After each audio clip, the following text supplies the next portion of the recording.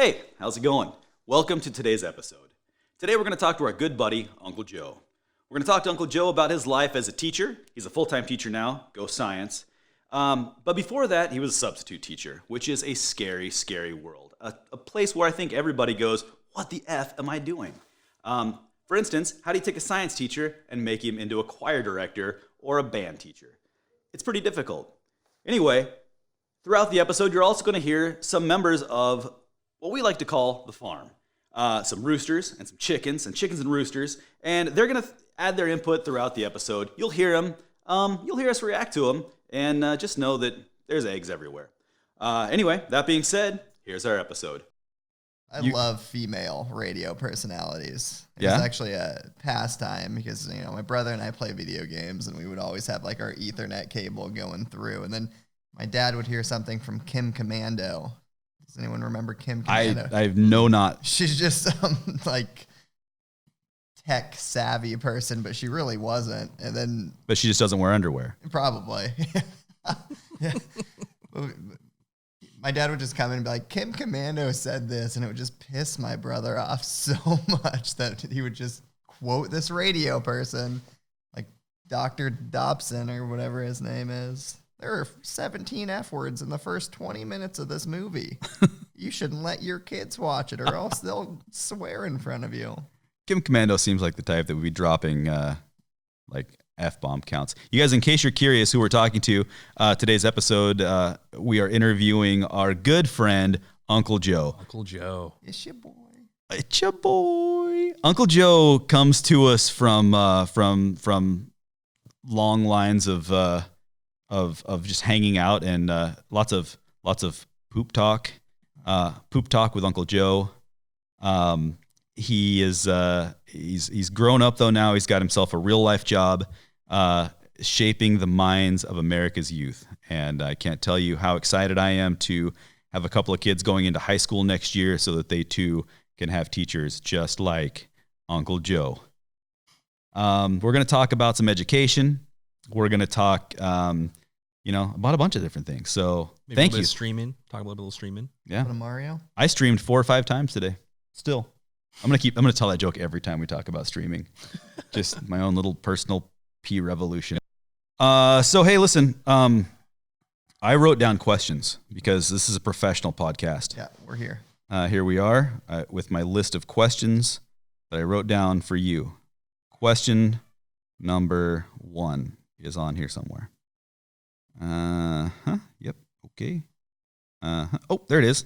Hey, listen, first off, I wanted to say it's cool that we can be part of your Make-A-Wish moment. Now that you're here, what would you like to talk about? Next question. Good. Excellent. These are going well.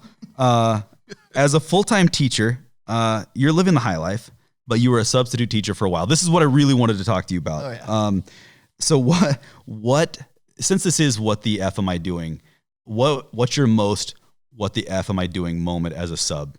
Oh, yeah. Okay. So subbing is terrible.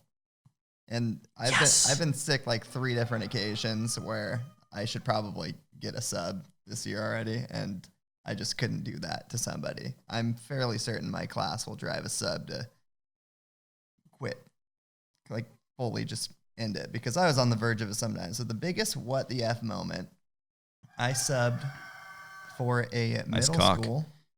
Oh, yeah. A middle school band. Do you know anything about band? No. Oh, At a middle school that was it's 90% low income. okay. Free and reduced, free lunch, pretty much. There's a percentage. I think there's like 300 or 400 students there, and only like 47 of them live at home with both parents. Wow. And I ended up subbing there about 20 times in the last month and a half of school because the teachers were so burnt out because of the drain. But I think it was my 3rd day subbing. I decided to pick up band because I thought, you know what, I'm going to watch the same musical 7 periods in a row, and that's all they're going to do. Yeah. I show up, and she has literal lesson plans for me to direct the band and get the choir to sing. And she's like, if you know how to play the piano, like play the piano while they sing. And I was like, are you Wishful kidding? thinking, lady. Yeah, I was like, not a single person in my 50-person cohort at Pacific had a band endorsement. Like if you get a sub, band teachers aren't substitutes because they're probably band teachers. Right. Just give me the freaking musical to watch. I was so excited to just sit there for 7 minutes and make my $200 and do absolutely nothing.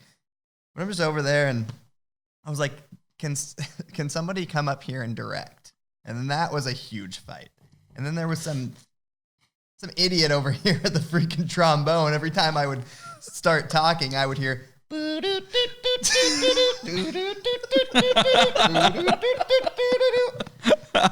and then another person who would I finally got the attention of the whole class. And there's like 45, like 6th to 8th graders just with behavior issues everywhere. I'm like, all right, so the next song is dun, dun, dun, dun, dun. Just, oh my God, my head hurt so bad. It was terrible. But I just started like going up there and I just started doing this. And then they would stop playing music because the song went in and I would go like that. And apparently it was just an ongoing joke because I subbed there 19 times after that. Wow. Some people would just come there and just be like, ah. I was like, I don't know what I'm doing. So I went home. You'd have me fooled because that's what it all looks like whenever they're doing that conducting. Exactly. They just wave their hands around with a little wand, and music plays and it's magic. That's all you do. Did you go home and study like how to keep time or anything like that? I went home and so on my way home, I drive by 4 liquor stores and I stopped at each one of them. Perfect. I got the mini shot ticket.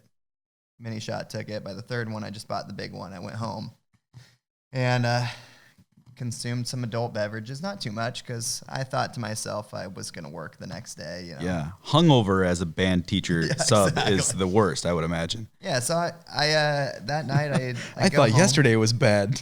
Yeah, no, the next day actually was terrible because I went home and I was just like enjoying my time and I was like, okay, I should probably start thinking about sleeping. And I think Sean was like, hey, you want to play some games? Yeah. Hey, guaranteed I was. And so we played games till like 3 or 4 in the morning. And I was like, I'm a sub. I'm just taking the day off. And then I get a phone call saying, hey, do you want to work? And it says the number. It doesn't say, do you want to work on Wednesday, May 17th, 2019? They say, do you want to work on the 17th? And I was convinced in my hour-and-a-half sleep that I was accepting a job for the next day. So Perfect. I accepted the job, went back to sleep, and then like in my dream, I was like, oh my God, I accepted a job for like 20 minutes from now. So I just spring up. I have to drive. It takes, 73 minutes to get anywhere in Eugene because it's just... Well, there's a lot of coffee shops you got to stop at. A lot of coffee shops, a lot of construction, a lot of people just standing there, a lot of cones for no reason. So I get there, and then I had to teach a whole day after just the worst day of my life, and then an hour and a half of sleep, and probably a little bit of a tummy ache and headache. Yeah. And so that would be what the F am I doing? And I kind of showed up, and I was like, I'm just gonna give this lesson to the best I can, like best ability. Usually they make it easy for you. My thing is, if you're gonna check out as a teacher, don't give me a challenging lesson plan to do because if you're burnt out, don't burn me out. Right? Yeah. If you're burnt out, then by God, I want to be burnt out too. Yeah. Yeah. What comes after the substitute? Yeah, right. Exactly. Teacher's aide. The administration.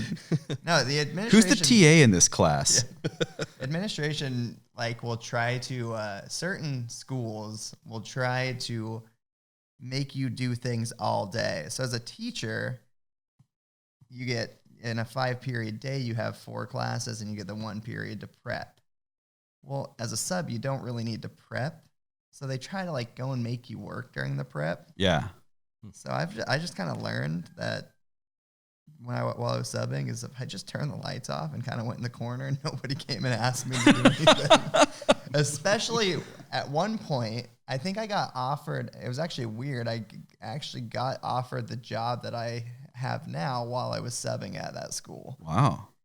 And I was all about subbing because you make pretty good money. It's terrible. It's the worst 8 hours of your life, but you make pretty good money. So I was going about it, and I had like 4 or 5 days pre-scheduled after I got my position.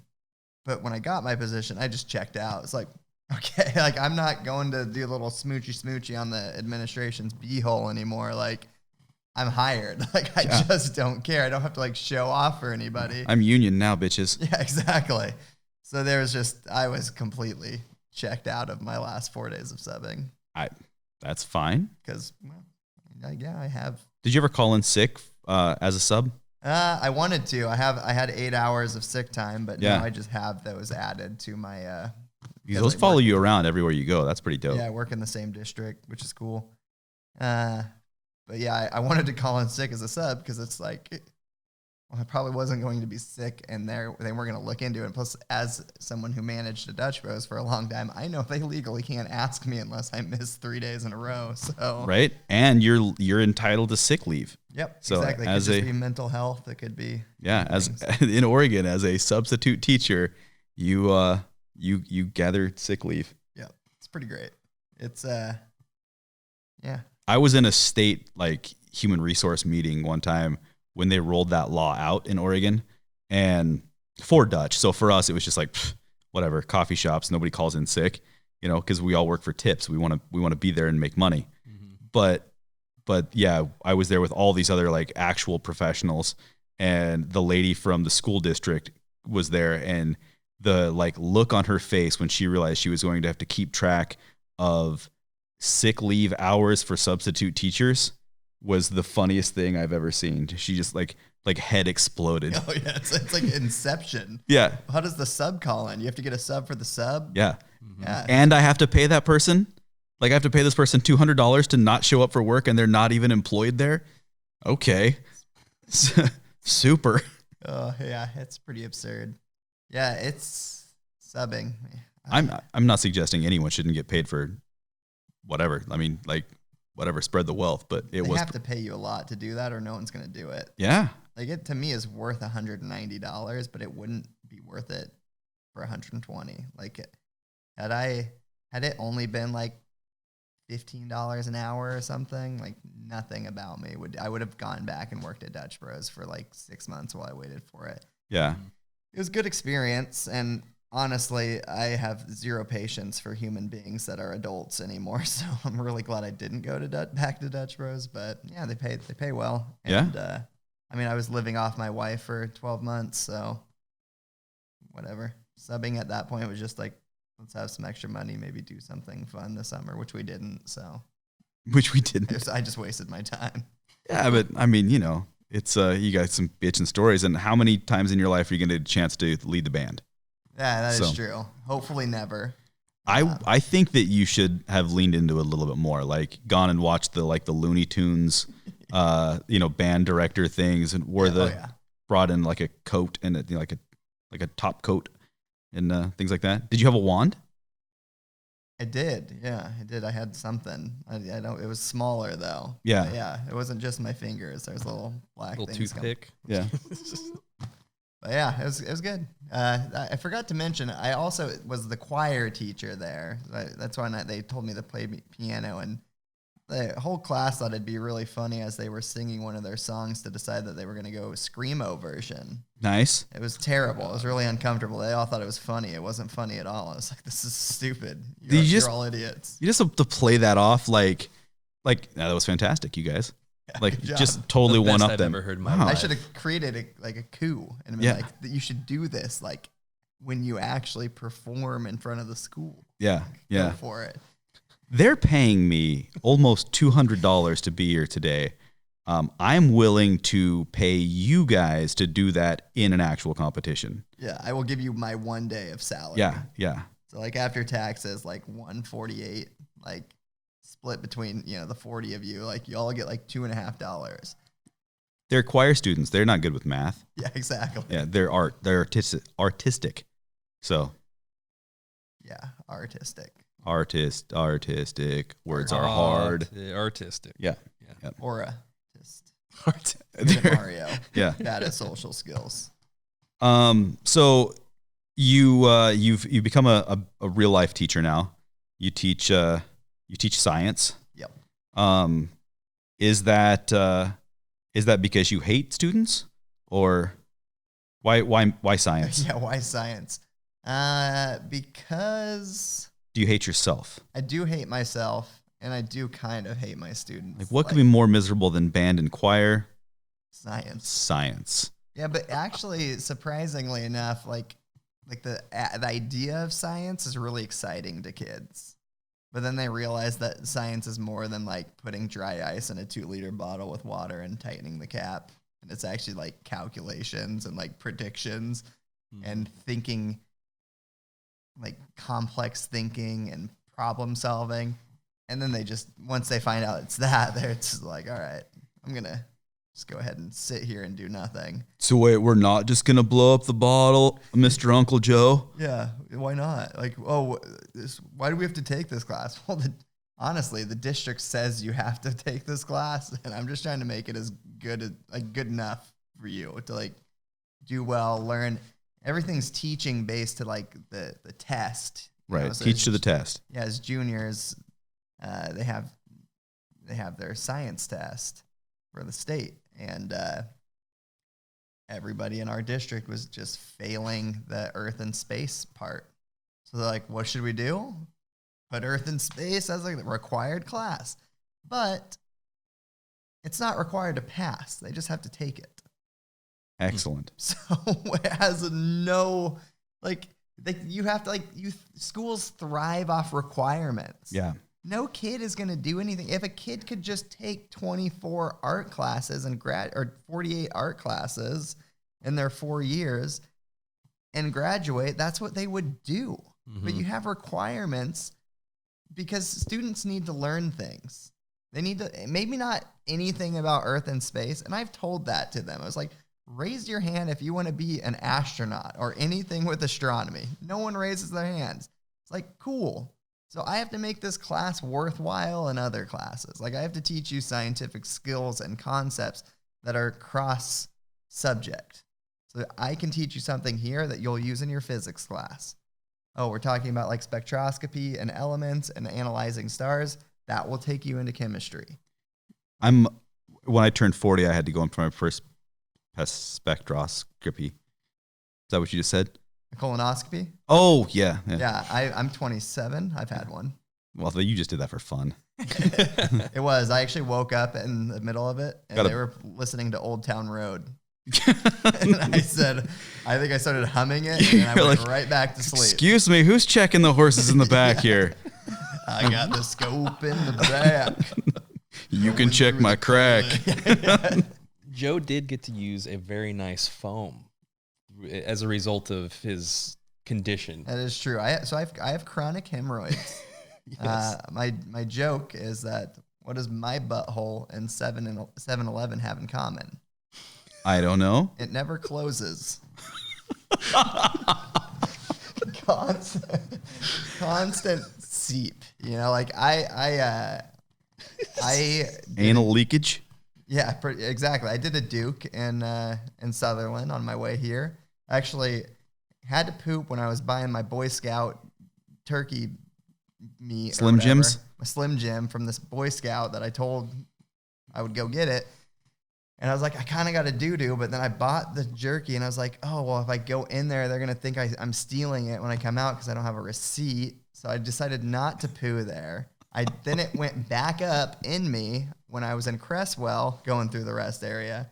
And then there's the one at like exit 143 or something. We'll say that. Mm-hmm. And I was just like in like some complex thought. I think I was thinking about something Mario. And then I drove right past it. And it's like as soon as I passed, actually I was passing the one on the left side that is like a mile down for some reason.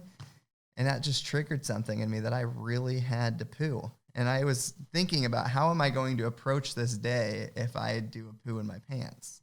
Because my parents aren't home. I can't like go into Ross and just buy pants. So I was like actually thinking about how that was. And somehow I sucked it back in. And I got to the Chevron in Sutherland, did a Duke. After someone was actually duking while I was getting ready to Duke. And I figured, I okay, hate I'll that. pee, and that will decrease my bladder size, which Sure. then will decrease the pressure on my poo sac. That's science. Yeah. So I go, and I was going to buy something, but they couldn't take credit cards. They're like, well, that's a bummer. Actually, it's the best case scenario because I only came in here to take a dump. Do you still mind if I do that? He's like, yeah, go for it. And then I went in, and it just kind of, I don't really have to push. It's just kind of like shaking it out since it's already open. It just kind of goes in there, and I go, and there's always like that little brown mark. I think Chris Pratt talks about in Parks and Rec, where he's like, I wipe, there's like a Sharpie. Yeah. Like every time it's like, you're like, I see there's nothing in there, but for some reason there's a line. Like that's my life. And I clean it up till I bleed. And then As one should. yeah, exactly. So it's bleeding. And it's 110% effort. I can't explain this, but my finger goes in a little bit every time I wipe because of just the condition down there. The Sure. hostile condition. You've always had a little bit of a poop issue. Yeah. As long as I've known you. Yeah, as a kid, I used to go like 3 or 4 days without pooping. I poop every day now. Yeah. Except Congrats. yesterday, which was weird. Don't know why. That's Dear probably diary. why today happened. Didn't poop today. Yeah. And but long story short, I know full well that I clean to the best of my ability, Sure. but I'm still going to have a skid mark when I get home. Wow. You need Uncle Keister's Whitey Tidies. The ad that we did, the fake ad that we did. Yeah. I might have got that. He's the prime Sponsor. time customer. He's perfect. Yeah. Why don't they just He's the make poster child. Why don't they just have underwear where it has a built-in skid mark, but like Perfect. just a Just blends in. kind of a catch-all? Yeah. Maybe Yeah. scented, Yeah. like, so something What- that smells good. So then when you add to the skiddy, it still smells like grapes. What dick was it that was like, you know what the best color for underwear is? White. Oh, Like, whose great idea was that? Not the person doing the laundry. That's for sure. yeah. Maybe that was like in a more simpler time where they actually ate a good amount of fiber. And had healthy poops. And A had, generation of healthy pooping. Yeah. Mm. And then we got stuck in that. It's 2019. Underwear shouldn't be white. Like, look at fast food. It's what you eat. Yeah, Mhm. yeah. It's true. Plus, I mean, we would never had tidy whiteys if otherwise. What are we going to call these things? Tidy. Well, I guess they're going to have to be white. That's true. In full circle, you get to use it, or you got to use. This is like one of my favorite things about this condition is that you get a foam, a special foam that you get to squirt up your butt. Yeah, it's a pretty good time. So it's I love it. It's called Proctofoam. I want to try it so badly. It's called what? Proctofoam. Proctofoam. Yeah. I want to do an ad for Proctofoam, Nate. You shake it up. It's like Shake it up, mousse for shake your it butt. up, shake it up, shake it up, it. squirt it into this thing, and it kind of shoots up, and then you put the nozzle in the booty hole, and then you. And the worst thing is like all your farts are wet after that until like it kind of gets fully absorbed. Wow. It's like you're pretty convinced that you do the poo in your pants, but I hope that your students all listen to this. Never-ending jokes. yeah, well, that's the thing is that they're the reason. Yeah, yeah.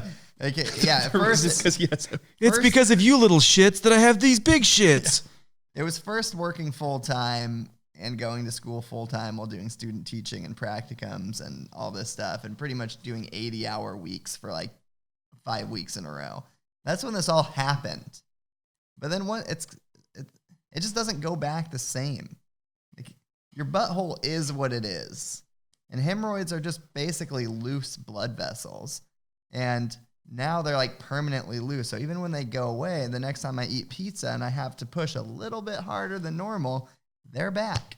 Wow. And it looks like a giant, like transparent purple wart.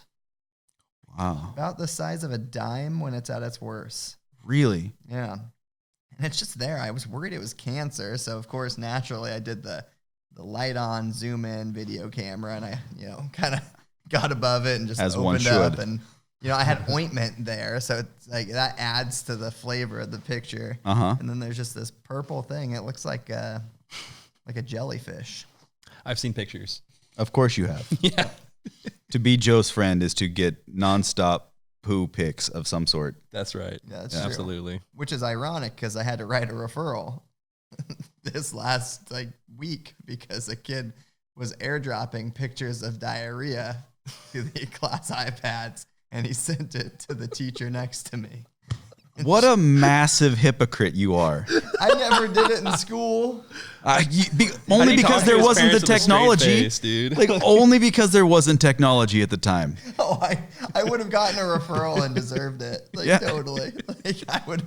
That's the thing is like I'm not saying I didn't do the things that these kids do. Do as I say, not as I do. I hope when you handed it to the kid, you were at least like, listen, I'm going to give this to you because I have to, but I want you to know I'm proud of you. This particular student has kind of just annoyed the bejesus out of me at this point because just like that air of like, I don't know. It's like not to get like, and not even political or racial, just that white arrogance of like, oh, I don't have the rules. Like, I'm going to get bailed out if anything. And like, it's like he just really needs to be taught lessons off principle for no other reason other than the fact that like one day he's going to like punch a cop in the head and wonder why he's in prison for 5 years because he thinks he gets away with it, which is not how I approach the situation, but I was okay with it. It's interesting rationalization. So you what is it like for you, a person who in my experience is not afraid to skirt the line of what would be probably, I'm guessing what I'm saying here in a long roundabout way is you probably got in trouble a little bit in school. Like when I was in school? Yeah. Oh yeah, all the time. Okay. I got several Saturday and Wednesday schools in 7th grade and suspended for a day for being a dick. Got in a fight my sophomore year. So this is all karma then. Yeah. Oh yeah, totally. Yeah. We hate what we once were. Sophomore lunch detentions. My senior year in high school, I didn't go to a class for the last 6 weeks, and they still gave me a D. Like, but all those things kind of are why I'm a teacher. Is because I needed someone to be looking out for me. Yeah. Because I was too good at hiding my bad decisions from my parents. Yeah. Like I didn't drink or do drugs or anything like that in high school, but I didn't study. I didn't do anything. I didn't cheat. I just knew how to do math good enough to realize that if the tests are 20% of the grade, all I really need to do is get like a quarter of it and I can still get a B. Yeah. You know, it was just like, to me, high school was an absolute joke that did nothing to prepare me for what I had to face.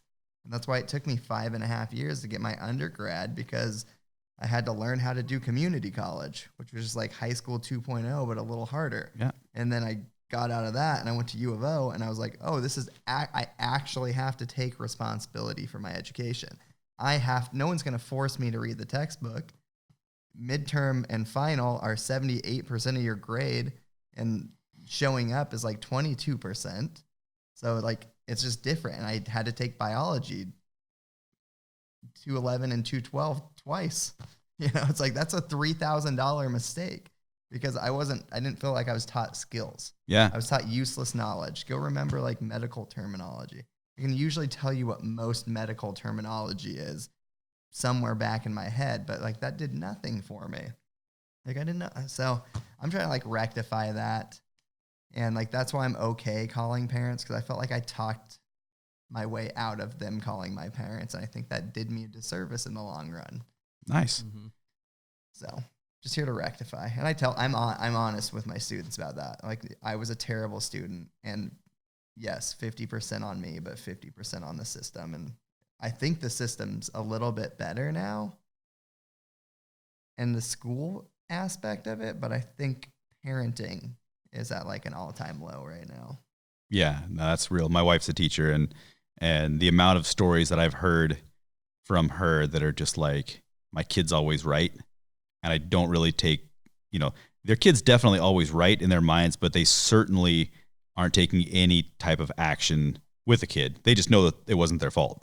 Yeah. Yeah, it's wild to me. I've heard like one too many stories about how, like she had a girl, my wife's a PE teacher, which, PE, your grade is showing up and participating. You don't have to be doing it right or that hard, but if you're there and you're doing it, They even got to the point where, they didn't even have to dress down for PE, but as long as you were there and like moving. And she had, she's like, look, there's some people out there that just don't like PE. Like that's fine. Yeah. But if you're going to be up, she was just trying to get people to, not live sedentary lives. And so, I just want you moving during class. You're not going to sit in the bleachers on your phone. And so the kids could be on their phone, but they had to be moving. And as soon as you sat down, you had to get rid of your phone, right? That was the big like carrot that they would dangle. It's pretty fair. It's annoying that that's where we're at. Yeah. Where the phones are so integrated. Yeah. That you can do PE with your phone in your hand while you're moving. Totally. That's super weird. That's great for Pokemon Go though. So see, like literally, if you had kids that were, if your gym just happened to be a hotspot, you could a Pokestop. You could just roll around in there, just getting good grades and catching Pokemon, catch them all. I dig that. What an incentive to get exercise and get a good grade. Could the people? It's so weird. The Pokemon people could just make every gym in America a Pokestop. Yes. Yeah. You nailed it. Yeah. I just love to fuck it up all the terminology. Can I be as dad as I can possibly be? So it's just like where as parents did we all just check out? Mm-hmm. I mean, I know that I feel like older generations like often look at technology about how it's like ruining kids, but we're that way because of you. Not you, but like because of them. Right. Because you got an iPhone and then you were sitting there watching YouTube and ignoring me, and I was bored because I wasn't being entertained by my parents anymore or taken to go do things. And we went on road trips, and instead of like looking outside and enjoying nature, we were now looking at our phones, and that was just better. Everything was better, right? But now that's all we know. We don't have social skills. No. I can't make eye contact where I don't know. I've been staring at you this whole entire time. I was doing my naked dance for my wife. Of course. Sometimes. Sure. While I like sing her a song about like how I do anything for love, but not that whenever she asked me to clean. Yeah. I was doing that. Now we know what that is. Yeah. And I was dancing, and she's like, man, you're making a lot of eye contact. I was like, no, I'm staring at your neck. I stare right here. Yeah. It's close enough. This is too close to the eyes. But if I stare at the mouth, I start laughing because mouth movements are kind of funny. If you stare right at the neck, you can kind of make it look like you're making eye contact without knowing it. Wow. Any lower, it's like it's risque. I feel like if I don't make eye contact, I feel like if I'm looking at your neck right now, I feel like I'm going cross-eyed. Yeah, well, I feel like if I'm not making the eye contact, then I'm going cross-eyed for some reason. If you go just cross-eyed enough, you'll see a schooner. Oh. Yeah. Magic eye. Big truth. Is that a Mallrats reference? Okay. Thank you, God. Big ups to Kevin Smith. Oh man, that was so good. Yeah, big ups to you for getting that, by the way. Oh, that's so great. So dude, like when we had the restaurant, it was wild to me to see family of four would come in and sit down, and all four people at the table would pull out whatever device was in their pocket and pardon me. And then they would just sit there and not talk to each other for an hour. And yeah, it's crazy. And I've fallen into that myself. But yeah, it's a bummer, man. I mean, it's wild to think that the people, it's just crack, man. We're all just kind of staring at this drug in our hands. Yeah, just information. And it's just like, I think that like kind of shows like what technology could do. Imagine our desire to like read social media and like read like hot news topics. Like what if we were able to trigger that in our students and our kids to like have that feeling for like new scientific knowledge? Yeah. Mm-hmm. Like what, I don't know how you do that because anything. How do you get kids excited about space and stuff like that? How do you get them excited about Elon Musk sending a new rocket to, wherever and saying that we're going to live on Mars? How do you get kids excited about that? It's challenging. I think it's cool. Man, yeah, it would be fun if you could teach those things with like just teaching them. Like people would get excited about that stuff, but like unfortunately in school you can't just like let's talk about cool science things. Like you actually have to do the science and teach them like the real aspects of science. And like if you had, I get them for 12 weeks. This particular class is 12 weeks long. I have to do Earth, like geology, climate science, and astronomy in 12 weeks. Earth, wind, and fire. Yeah, exactly. I can only go so deep in things, and our astronomy unit's really good. Like I teach them how to like analyze data to determine if like a distant planet is habitable based off a star data. And like you can look at what the star is made out of and the temperature, and then you can analyze the light dip. When like, that's how we tell that there are planets way out there, is we can look at a light from a star, and when something goes across it, you can see that there's a planet there. And then you can see how long it takes to get from one, like here, and then all the way around, and then you know its orbital period, which then can allow you to calculate the distance through like a simple equation. And I get it mixed up, but it's like t squared equals a cubed, where t is the orbital period and a is the distance between, distance from the star and the planet. And then you can calculate if it's in the habitable zone. If it's in the habitable zone, that means it has like liquid water. And I feel like there's another step that I'm completely forgetting, but science. I actually learned that in week 13. Yeah, yeah, exactly. So, but they're able to do all that. And I think that to me is like, because we use actual data. We take real stars, real light curves, and they do that. But because it's not like blowing things up, and like labs, their idea of labs are what they have in 8th grade, where they would like do the yeast and water with the sugar or whatever, and like it would go like that. That's what they think is their lab. But it's like there's research, and labs are so much more boring than they are fun. And unfortunately, I can't really mimic everything in space science with it. Like we have to use models, which usually it's like paper or graphic models, rather than things. So I don't know. I have yet to learn. I have lessons that I do throughout the year that are actually fun, and it's just analyzing graphs and determining why like all these penguins are dying, but another species of penguins is rising, and there's like a big old flow chart of how it works. And like that's just paper reading and graph and group work. Yet every time I've taught that, like the students love it. So how do I recreate that for everything? I don't know yet. I've only been doing it for 3 weeks. So. Well, I think we've learned one thing, and that is that kids love a good dying penguin story. Yeah. So.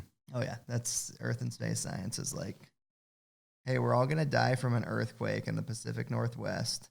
Climate change is killing us, and this is how hard it is to find habitable planets. So we either gotta avoid the earthquake, fix the climate.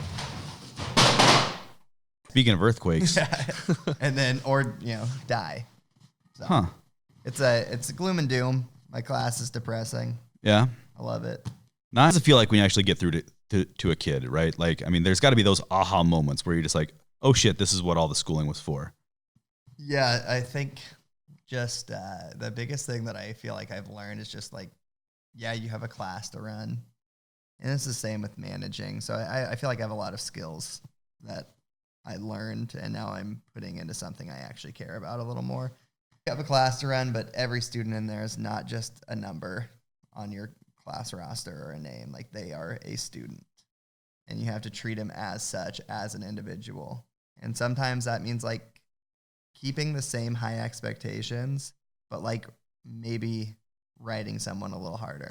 Like one kid is just like a 4.0 student, smartest kid I know, lazy as hell. Yeah. And finally on Friday, I was just like, he turned something in and it wasn't going to be good. Like I read it and said, hey, do better.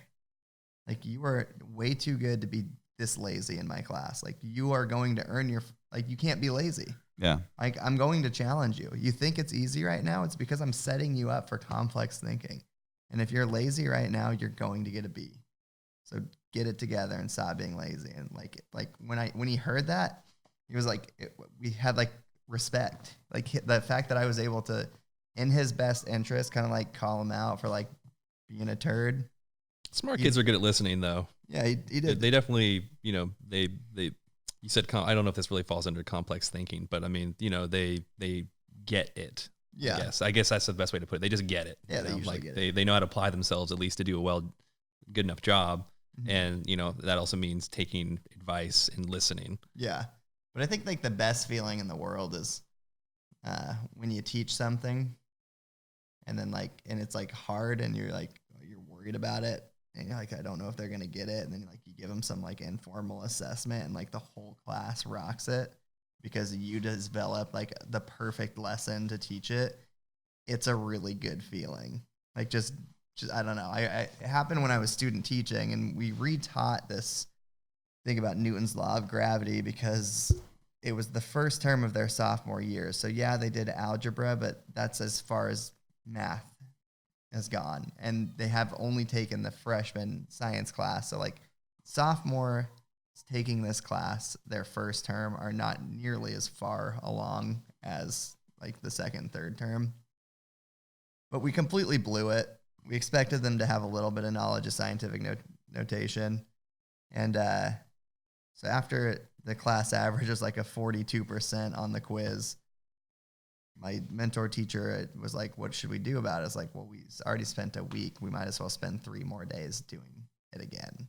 Like, we could either waste a week or get something out of 10 days. And so I actually like redeveloped it where I had them draw out what was happening in gravitational force between 2 planets and like drawing out like the habitable zone and just kind of putting it together and like encouraging them to do the homework and practice on it more. And like in those 3 days after reviewing it, it went from a class average of 42% to like a class average of 91%. Wow.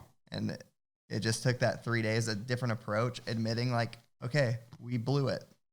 Like we didn't make it. The kids need to see it visually. And so like even just drawing a star and a planet and arrows going like this and like labeling what the mass is and like knowing what every variable is in there, it started to make sense. But that was the whole thing with like complex thinking is that I like to quiz where I ask a question and they need to know how to do that. Like maybe some like analysis to then answer the question below it. So it's like forward thinking. And I'm trying to think of how I did that. I think we somehow used like mass to like calculate the luminosity. And then we had them do like the habitable zone thing that was getting them ready for their test. Like quizzes are just like ways for me to see where they're at, to see if like, are they going to completely fail the test at the end? Like quizzes shouldn't be like this insanely scary thing. They're more for the teacher than they are for the student. Like I came home that day and I was like calling my wife. It's like, I taught them something and they learned for the first time. They actually learned something because I'm sure they had before. But yeah. That was visual in my mind. I was like, I did something. Yeah. Like I did that. And I've had a few feelings like that. I gave my first quiz on Friday and, I asked, all right, who studied? And like some people were like, I didn't. And I was like, how'd you feel about it? It's like, it was really hard. It's okay. Who studied? And like, I studied and it was really easy. It's like, good. Like, that's how it is. Like, I'm not going to quiz you on things that like, I just pulled out of my butt. I told you exactly what was going on it. If you want to talk about the quiz, I can find in your notes where each of these answers are, and they're just direct. And sometimes you have to use skills that I taught you, like analyzing a graph to answer questions that maybe you haven't seen before. But like you have those skills. You just have to think a little bit harder. Yeah. It's not that hard to think, but it's just the failed education system is that we baby.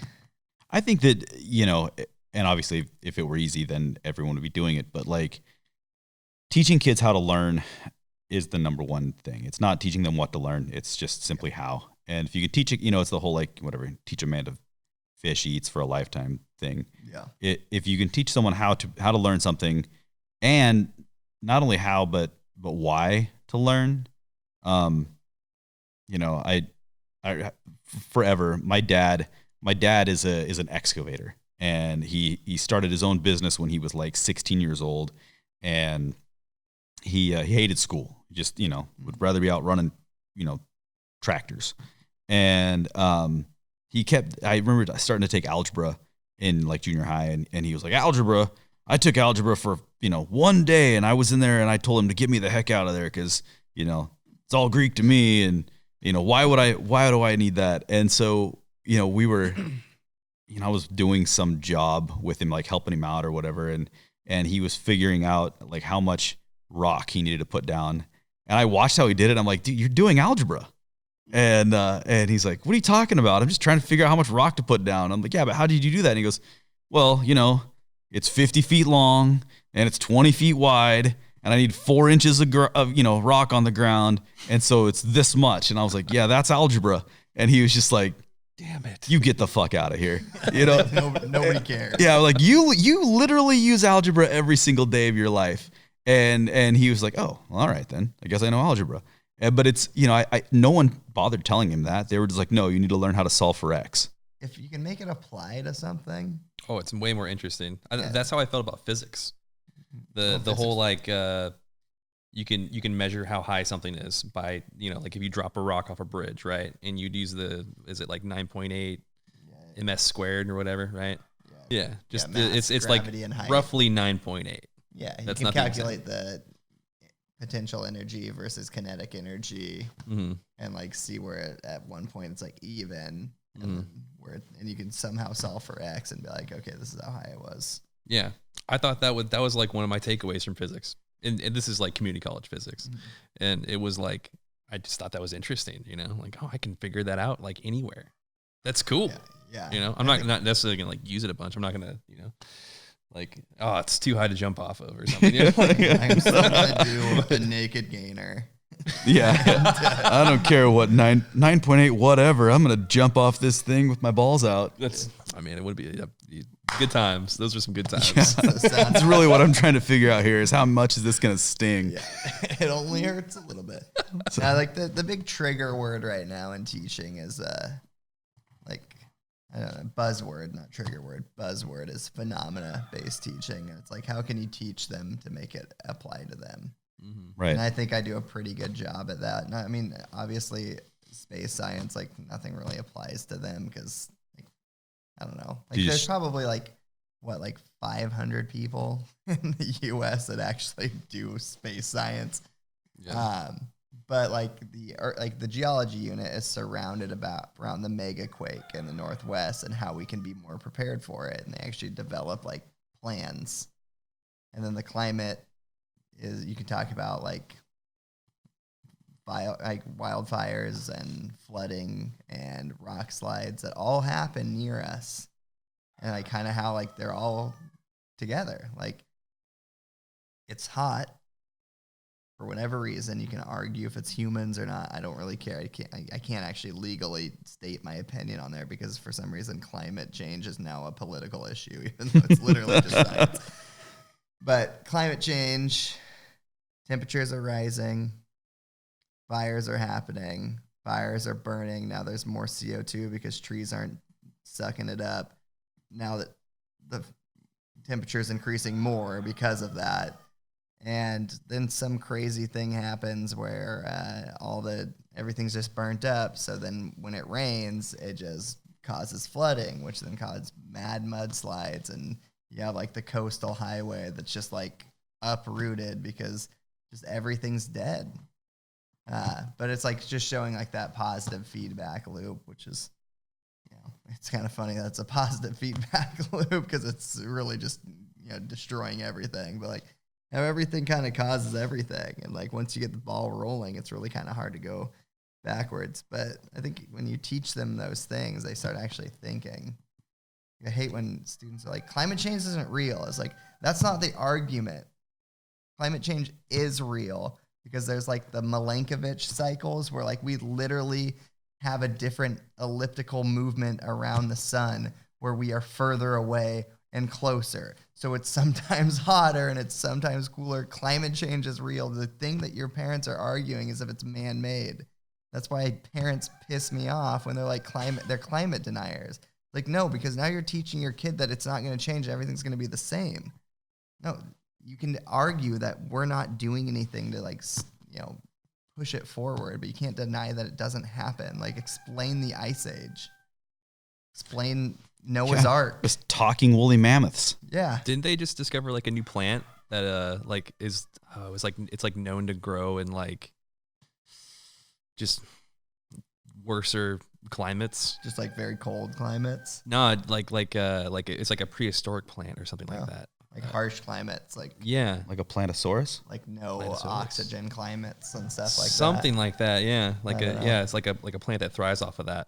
Unfortunately, I'm like the laziest scientist / science teacher. I don't really spend a lot of time looking things up. I'd have to look into it, but it caught my eye as I was, perusing the interwebs, and I was like, oh my gosh, because it just seems like tons of different things are popping up, that kind of point in the way of climate change, like these undeniable things that it's like, it like, again, like you said, maybe it's not man-made, who's to say for sure? We don't really know. Kind of feels that way, but Yeah, it's kind of one of those things where it's like, I don't know. things are changing a little too quickly. Yeah, why not? Why not just be better? Oh, sure, yeah. Like it's not that hard. I just love the Bill Nye thing where he's like, the world's on fire. Yeah, I can stop it, but none of them are free. Right. Like that's just how it is. But I don't know. Dude, if we could get Bill Nye on the podcast. I heard he's a dick. This is he? That's everything I've ever heard about Bill Nye. Is that he's 100% that he is. Yeah, just like a freaking know-it-all. Yeah. What do you think? You're better than me, Bill? I don't know. Neil Tyson seems like a better shot. That'd be cool too. He's pod friendly. Yeah. Do you ever feel like you should just show up to class and read like Neil Tyson DeGrasse tweets?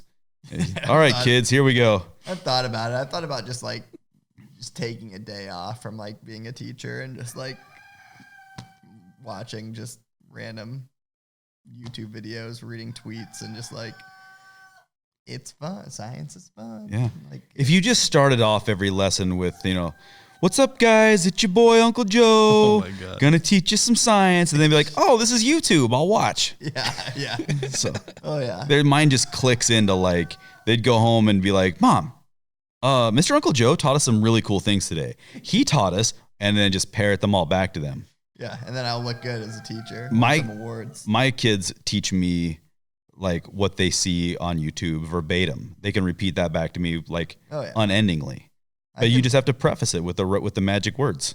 I can listen to an audiobook and pretty much tell you every single page, like by the end of it. Like I just, it goes away after like a few weeks, but like in the moment, I can just like, so this is what happened. This is what happened. But yeah, that's just how some brains work. And I think that's what we've molded into. I don't think it's a some brains thing. I think it's an exposure thing. Yeah. I think that kids are exposed to videos more so. So any opportunity I can to give them a video, one, it makes my job easier. Yeah. But it's how they're used to getting information. Mm-hmm. Yeah. No, it's a Pavlovian effect. Now, if you can just start off every lesson with, what's up, guys? It's your boy. Yeah. Then they're automatically going to learn. I'm just I didn't even finish college, you guys. That's just free. That's just take that. a nickel's worth of free advice. Yeah, there you go. Hey, listen, Nate and I aren't nerds, but we're journalists now, so I got to ask these questions. Yeah. Like our boy Sean, you play video games for voyeurs, and lazy people. I think that's what it is. What?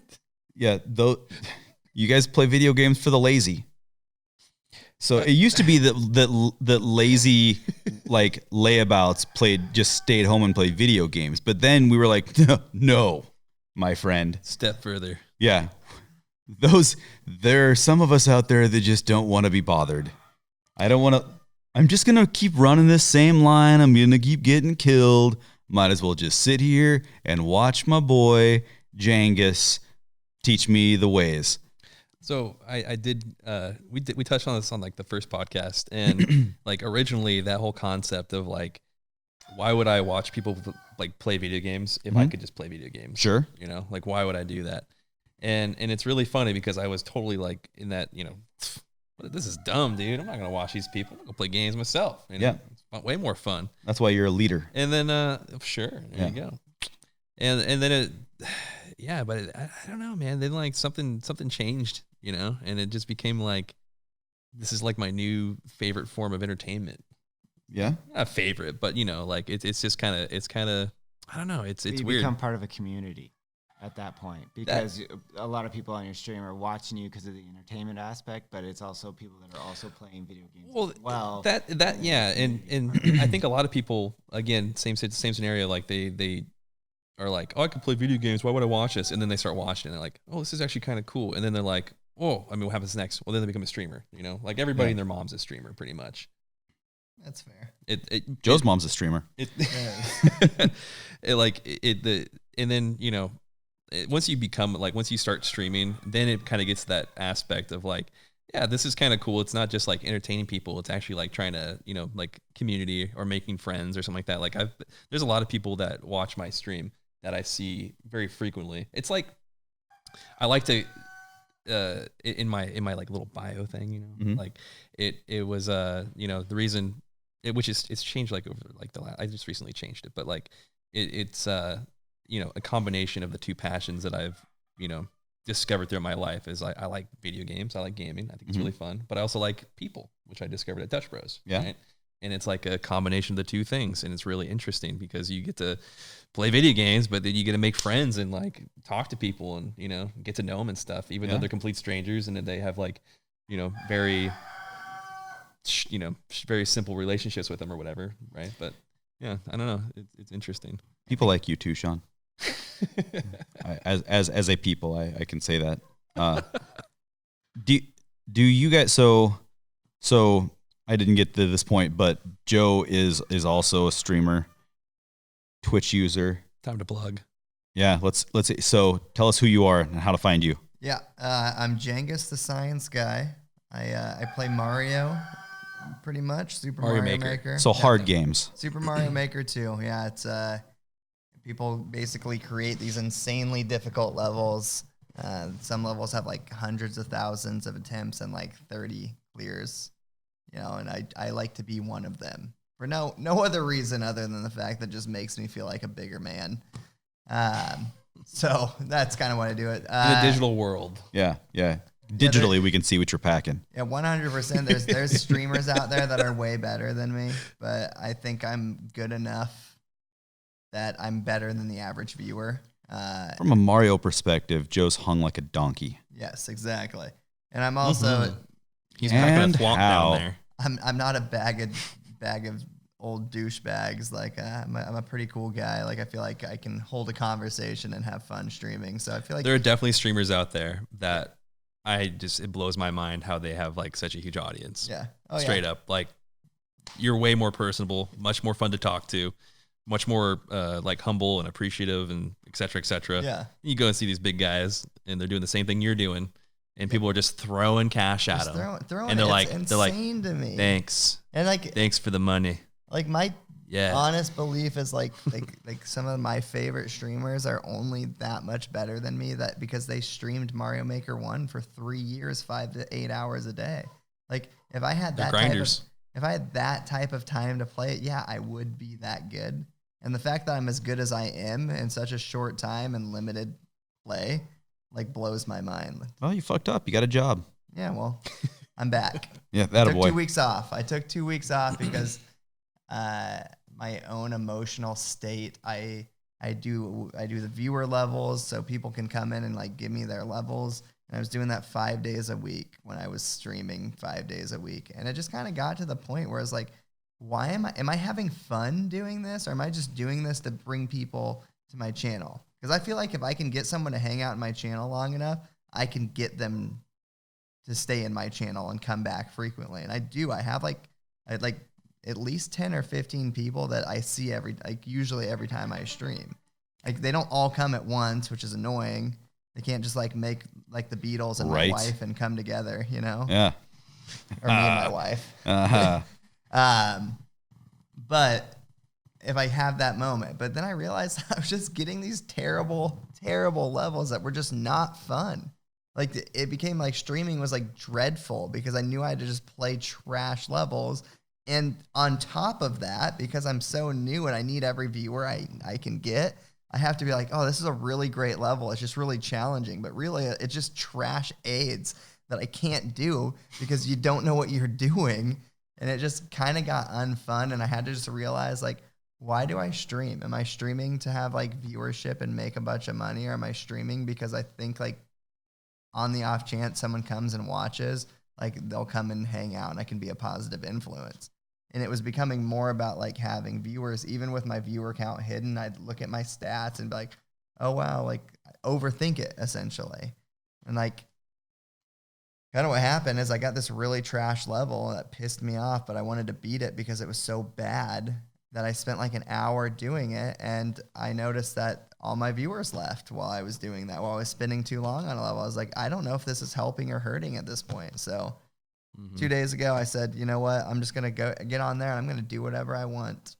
Like, it's going to be Mario. I don't really see myself wanting to stream other games because at the end of the day, I want to stream a game I'm good at. I don't know. So I ran this by Sean and I tried to get him to do it, but he didn't because he's a hater and he's scared. But I have Miss Pac-Man at my house, the arcade version from 1982. Would you like to stream that? I think we should have a team stream. We don't cross the streams. All right, so guys, off topic, but in a couple of things I wanted to discuss before we go. Do you own a leather jacket? I have 2 fake leather jackets. I'm vegetarian. I forgot. I do not. No. Producer Nate? I got a kangaroo leather jacket right there. There you go. Made from a fucking kangaroo. I mean, motorcycle jacket. Yeah. Okay. Does that count? Yeah. No, you have one, don't you, Sean? No. No. I ride my motorcycle in flip-flops, bro. Yeah, I'm not wearing jackets. He's the guy with only a sucker goes down. No value to his own life. Yep. So I asked this because I got a text message from a friend of mine who he and I like to text each other every once in a while with important life questions. And he just texted me out of the blue, do you have a leather jacket? And I, of course, do, because I'm a man, and you should. That's fair. And so I told him that. That's exactly what I said was, of course I do. I'm a man. I don't wear the leather jacket anywhere, but I bought. Nice and oiled. I don't do anything with it. It's just laying there. But I've had it for I bought it my freshman year in college, so that was like 100 years ago.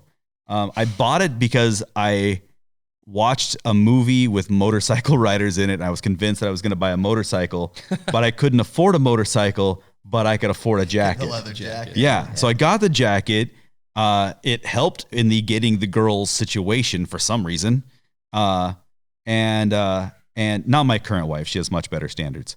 But the girls I was into at the time thought it was cool. And so I have a leather jacket. So I was just curious if everyone else felt the same way. So I agree. Yeah. I am not half the man that you are. You're the biggest bad boy here. Well, I mean, Definitely. It's because I feel that I need to have things to make me cool, not just simply be cool. Maybe you guys are cool and I'm trying to be cool. Nah. But so you guys don't think that that's a necessity to be a dude? Mm-mm. No?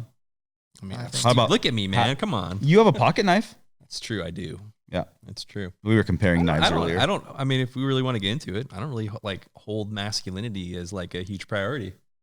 I don't think that being masculine is a necessity, but like there's some things that like you do every once in a while where you're like, why do I do this? And then it boils down to because it seemed like a cool idea. I think as a man, it is important to be able to hold it down. Why? There you go. Moments will come in your life where it requires you to be the man. Yep. And have some balls, have some sack. Yeah. You know? And whether you got a leather jacket or not, you wear flip-flops every day, you wear skinny jeans, you got, whatever. I don't know. What's another? You're a teacher. Exactly. You're a teacher, That's right. like, you're or just a skinny white gamer guy, like all these things. Like, I don't think they don't really scream masculinity. But it doesn't mean that, So here's a thought. If I saw somebody in a biker jacket, like a stereotypical biker jacket, right? Chains and shit on it. Yeah. And they walked up to me, or they walked into, let's just say I'm at a bar. They walked into this bar.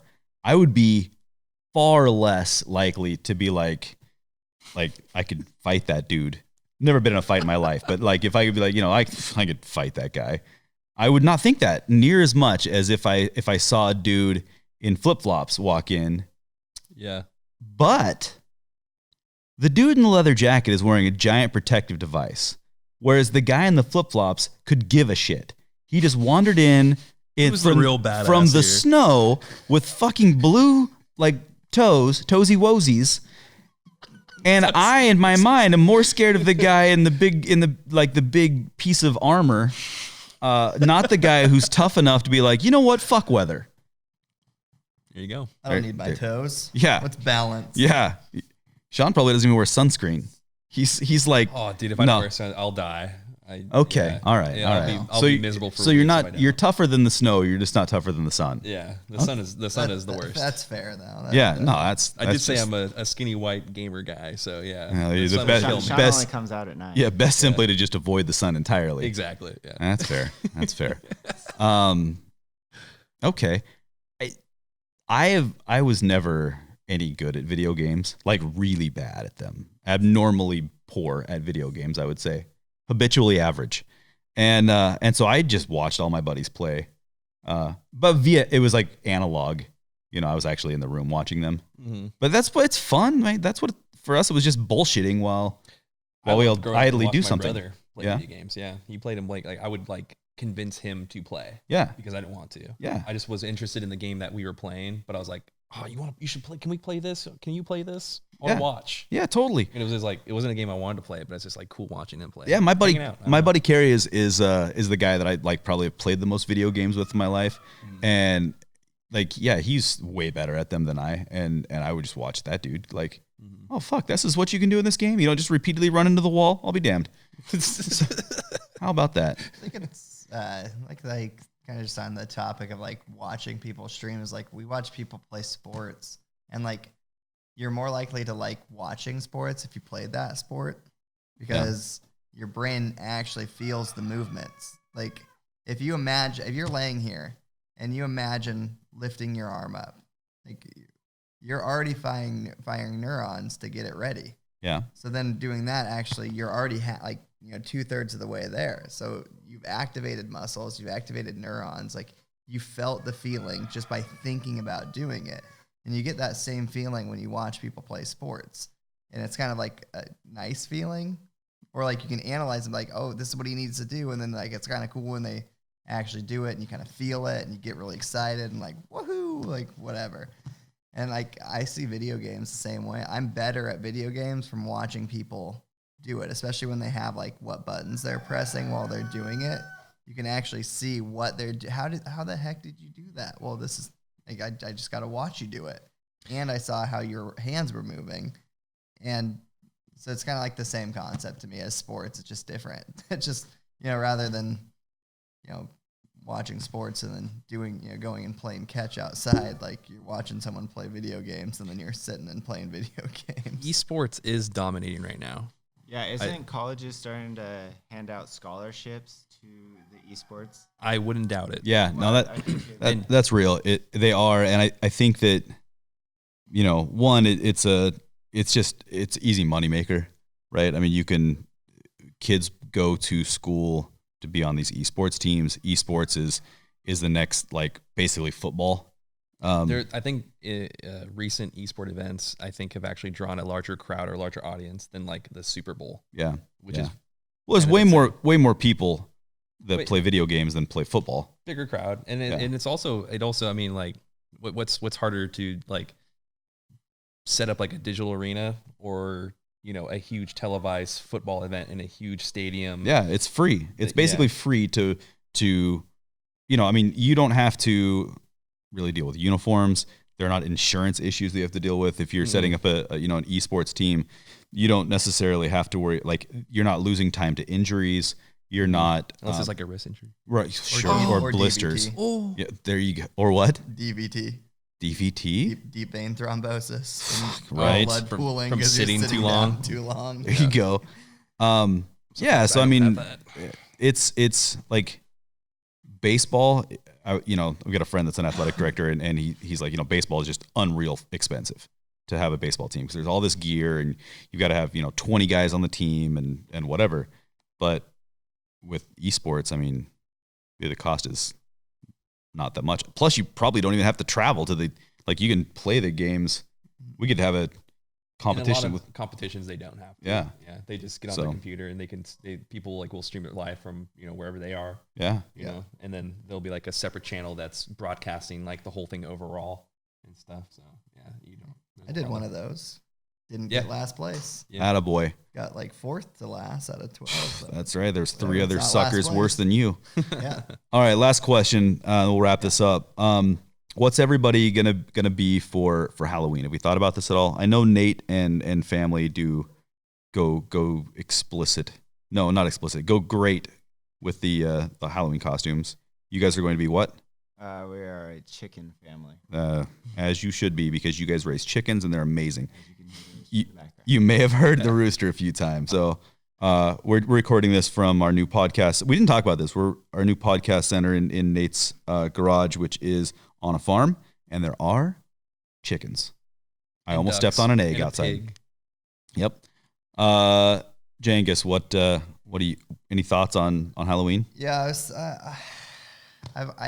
there's 2 things. I either want to be an airbender and get like the bald cap and the forehead tattoo, Sure. but I'm honestly going to get lazy and I'm probably just going to be zombie Einstein. What about Hammer Oh. Bro? And I'm too lazy. Oh, But I got Einstein hair. Yeah, already, totally. So. The other thing, and Sean made me feel stupid for my idea, was I was going to wear a because I didn't get it. backwards hat with a hammer hanging from my neck, because I was gonna be a hammer bro, which are those stupid little things. I gotcha. Yeah, but Sean made me feel stupid, so now I'm just gonna be zombie Einstein. Sean made you feel stupid because he didn't get something. Yeah, What kind of fucked up world do we live in when that's the case? And not because it was Sean. Get over it. This isn't. This Be the isn't. best Hammer Bro ever. I don't Yeah. want to be. You're- I'm gonna be zombie Einstein. If people aren't smart enough to get it, then those aren't people you want to associate with anyway. That's true. So except for Sean, because everyone should associate with Sean because he's awesome. Oh wow. Love Sean. All right. So Sean. So a few years back, I went with I bought a costume Yeah. with combo, the bacon and the egg. Ooh, It was nice. I got it as the his and hers. Yeah. Yeah. And you fit in both, right? I have been both so far. Actually, no, I think it's been 3 years. So I was egg and then I was bacon and then no. It's only been 2 years. So I have been both. I think I just wore them to different events the same year I got them. But either way, I still have them. I think I'm ready to be egg again. Sean, you're the most frugal person I know. You can borrow this I don't- squirrel suit. I'm gonna be honest. I don't give a shit about costumes. No, that's fair. That's fair. And I also am frugal. Yes, I won't disagree with that. the reason that Shut your mouth. that Joe has lots to say.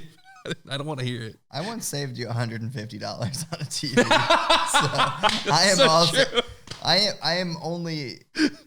I like just getting a good deal, but I don't constantly make adjustments to what I want in life because of money. So the reason I asked about the Halloween costume thing was I thought of the greatest costume that I'll never get to try out, but I think that like college me would have enjoyed this costume quite a bit. And that's a group costume and it's Weekend at Bernie's. So what you do is, let's just say you've got a buddy who's in a bit of a slump, right? And just having a hard time meeting girls, and because maybe he's got zero game or whatever. The best way to help that dude out would be to have him be Bernie Yeah. and be the dead guy. So you would roll in and No pressure if you're Bernie. no, because people are going to spend the entire party trying to get Bernie to react and not be dead, right? So what are the things they're Like going a to royal guard. Yeah, exactly. That's exactly what caused this thought. I saw a video of a royal guard and somebody like Was some kissing some and- yeah, some yeah. like just Oh. girl was like kissing him on the lip or on the face and then like, I think flashed him or something like that. And I was just like, dude, Weekend at Bernie's. You could be Bernie and then it'd be the greatest You can costume wear idea ever. sunglasses all Just night. yeah, you just sit there on the couch with sunglasses and a beer propped in your hand, and every once in a while your buddies pick you up and take you to the next cool party, And everybody at the party's like, that guy knows how to fucking party. Yeah. Look at him he's like slumped on the couch, Yeah. dude. He's partying way harder than all of Yeah, us. What he's animal. Bernie. And, which somehow people still remember what Weekend at Bernie's is. That's fair. I think that I don't know. We had a friend back in the day that had a really hard time talking to girls, just super awkward, and he probably drank way too much. Mm-hmm. And so for his birthday, we threw a huge party at our house and invited everyone we knew, but mostly we just invited all the girls we knew because the goal was to help this poor awkward dude meet a girl that he could talk to. So It's such a nice thing to do. we're good friends. Yeah. It's sort of like That's a good friend thing to do. yeah. And so he'd psych himself out so hard because he would spend the entire time talking about how he couldn't get girls. And so he got super nervous. And so we told him like, this is what's going to happen. And he got a shitload of beer and got hammered drunk because he was so nervous about this and passed out before the party even started. And so he passed out in the driveway. And so we had to move him into the house. And so there was one bathroom in the house and we were worried that he would throw up. Yeah. So we just being smart, responsible people, we just laid him up against the toilet. Well, there's only one bathroom and people had to go to the bathroom. So he spent the entire evening passed out like on the toilet and girls just had to go in and go to the bathroom and all night long. The best night of his life, and he missed the whole thing. It was the best thing ever the next day because one, we got to tell him that story over and over and over again about how like every girl there was like concerned for him and wanted to talk to him and all this, and then literally had to Pee next to him. And then he peed the couch that night. So anyway, Cute. hey, listen, that's our pod for the day. Thanks so much to Uncle Joe for hanging out with us and talking science. I learned a lot. I'm not gonna lie. You learned more than my students have learned in 3 weeks. I learned a hell of a lot more than I've learned about science in 3 weeks. Neil Tyson deGrasse, you've taught me nothing compared to Uncle Joe. Yeah. Thanks for having me. Thanks for being here, buddy. All right, that was today's episode. Thanks so much for listening. Do us a favor. Go rate, review, subscribe, unsubscribe. Do all the things that you're supposed to do on Pod Centers. You can find us everywhere. We're on Apple, we're on Spotify, we're on Android spots. If we're not in a place that you like to listen to your podcast, please give us a shout, let us know, and we'll get there too. In the meantime, check us out on social media. We're on Twitter, we're on Instagram, we're on Facebook, and we're on YouTube. That's where you can watch us. It's wild. In the meantime, thanks so much for listening. And just as a gentle reminder, be nice to your teachers. I think guys like Uncle Joe deserve it. Thanks a lot. Have a great day.